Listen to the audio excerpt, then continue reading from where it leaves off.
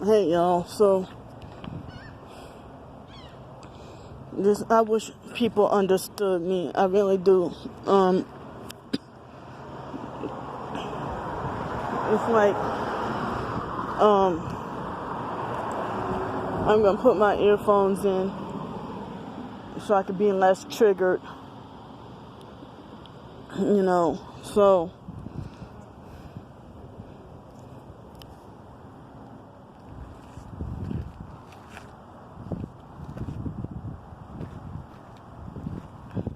just about every single woman there at that shelter was a perp. And so I already told y'all what the lady told me over the phone, but it's frustrating because one person will tell you this is the rules, or you can do this, and another person tell you you can't do that. And so much manipulation and confusion. And so I had to hear that theme, follow the rules, follow the rules, follow the rules. And they repeat it it's like when I'm in a homeless shelter, that's the only place I go to, wherever city and state. I have to hear lectures about follow the rules, like a broken record, like as if they're trying to program me with the follow the rules, like a trigger code or something. And so this fake Christian perp, she was a fake Christian and perping me. That's the one who was the resident and act like she thinks she can enforce the rules on me. When I first got there, the white lady, I think they said her name is Carrie or something. She didn't introduce herself or tell me her name. And so the Carrie lady told me that it's optional to wear a mask. And then that lady who's a resident said she only been here a week and she's enforcing rules on me, telling me I have to wear a mask. But then she told me she's 60 years old and she's one of those people who made it like she just became a Christian last week.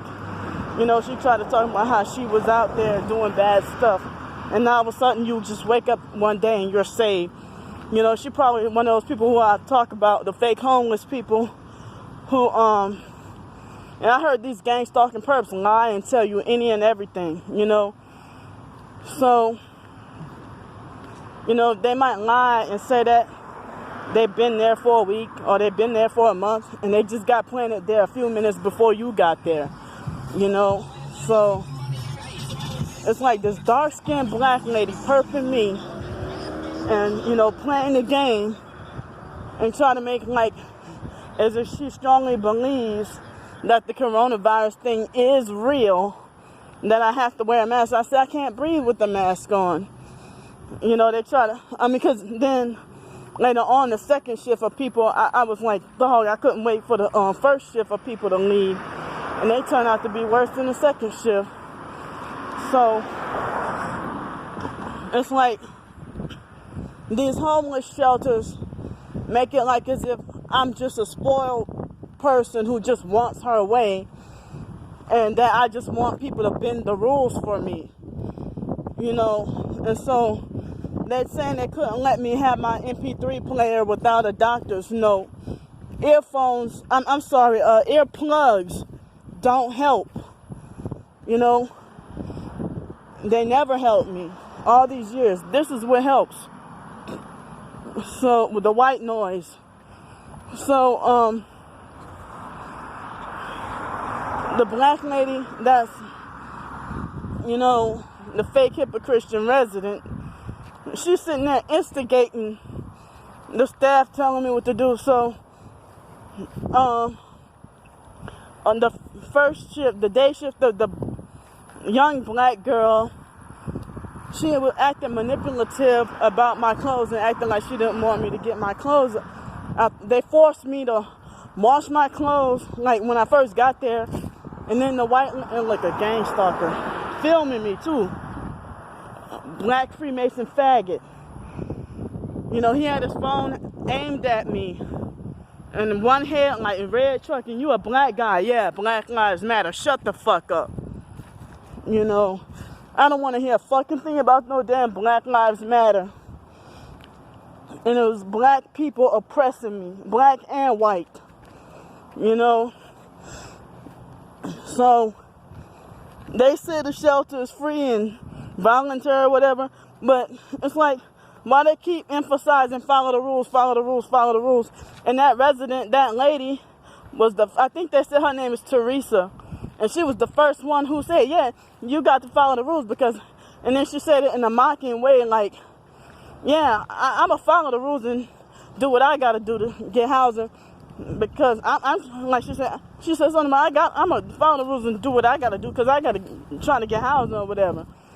And I'm like, so what you trying to say, you know? I mean, she was just instigating and acting like she wants to be the big mouthpiece for the staff. And she said that she hasn't been there since 2003. And she was telling me this story about her granddaughter having an Amber Alert and stuff like that, and try to make like her granddaughter was fast, and you know what I mean by fast, I mean sexually fast, and ran off with a man, and there was an Amber Alert and stuff. So I mean, it's like, so the whole entire shelter is like gaslit me when that staff lady named Lynn, this place called McKinney Place right here, 913 South Broad Street here in Mobile, Alabama. And she tried to say, like, first trying to make me put on a mask and then tell me that I can't have my earphones. And she said, you do what I say.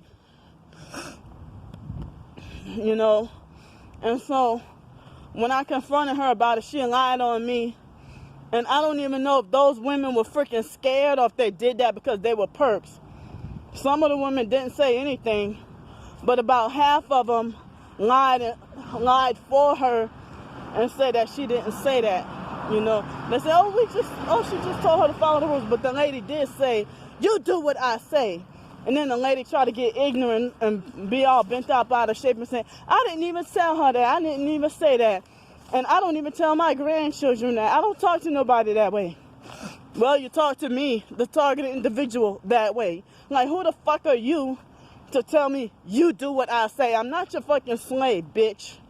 Yeah, the ignorant project ghetto black lady named Lynn tried to gaslight me, and she acted narcissistic herself.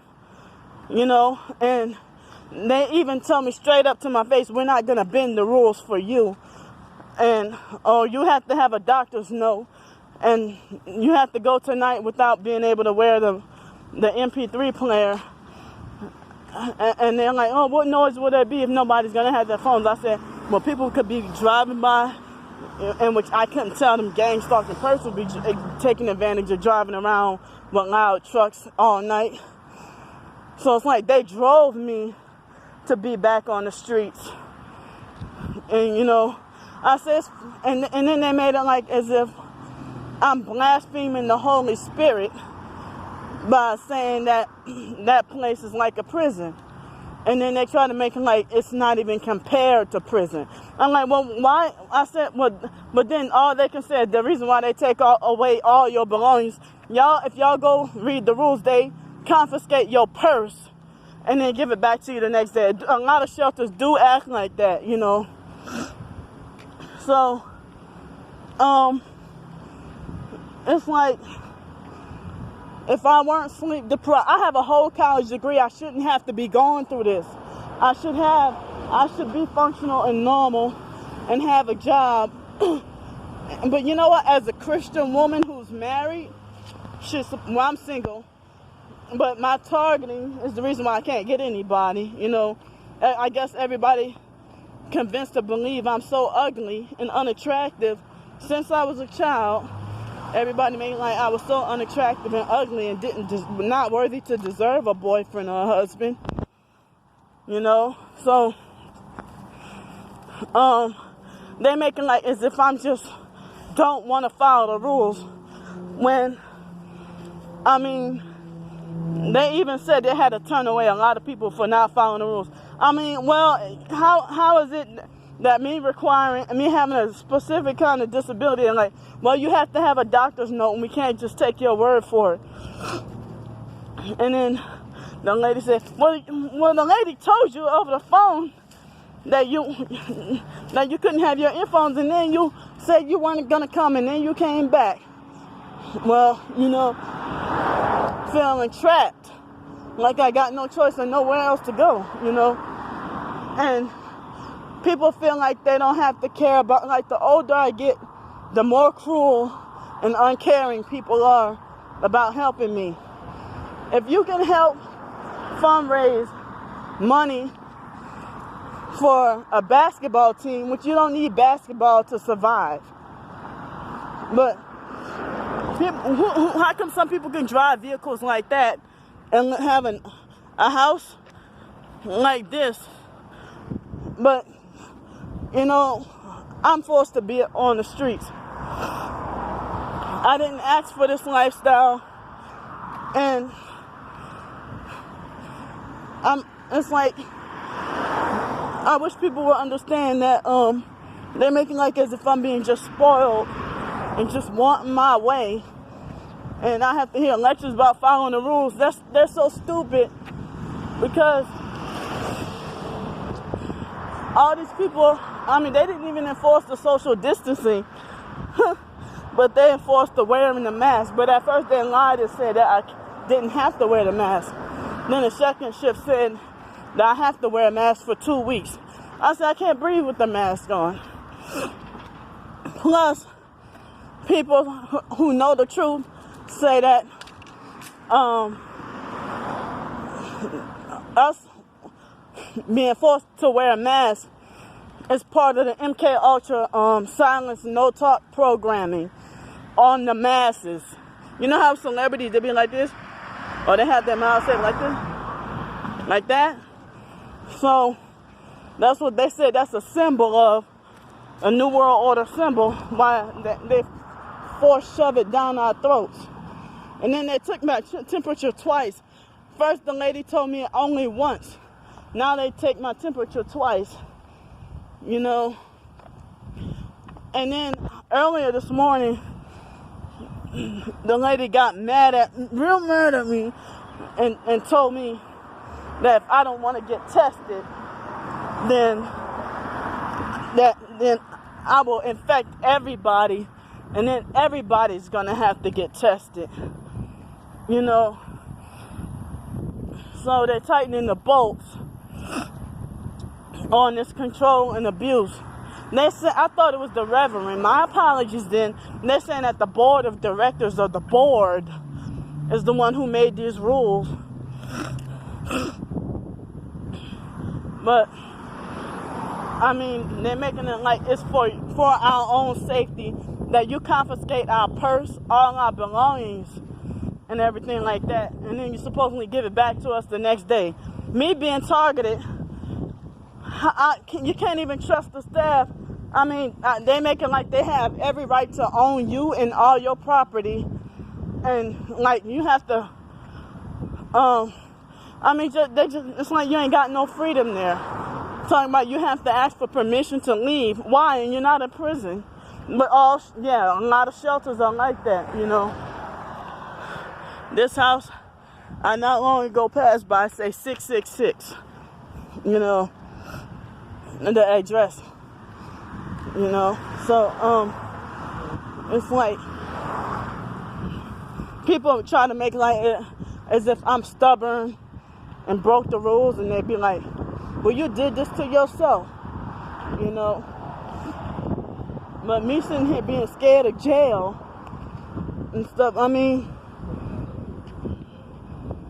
it's like, I don't need, like, how the hell like everybody lied for that staff lady because they worship her because she's a staff, you know.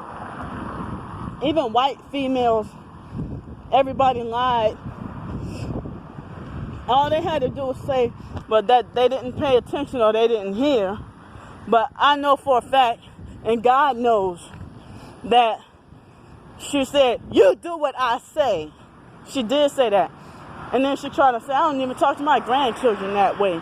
And I don't even talk to my children that way. And I don't talk to people like that."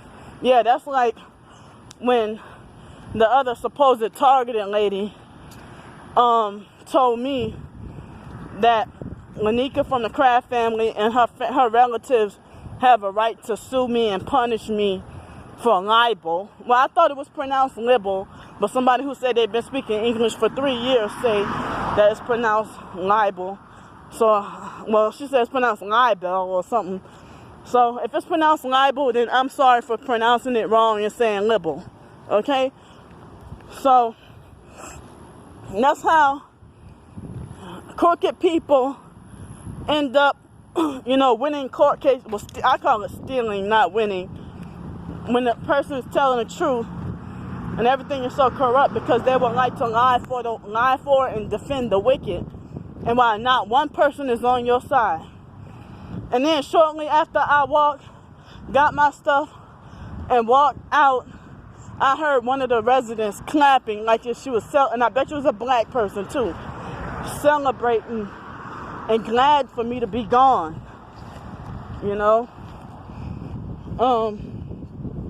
But why should I be forced to live like this? I mean, if it weren't for my sleep deprivation and me being targeted, I could have had a job, you know, and I wouldn't be going through this.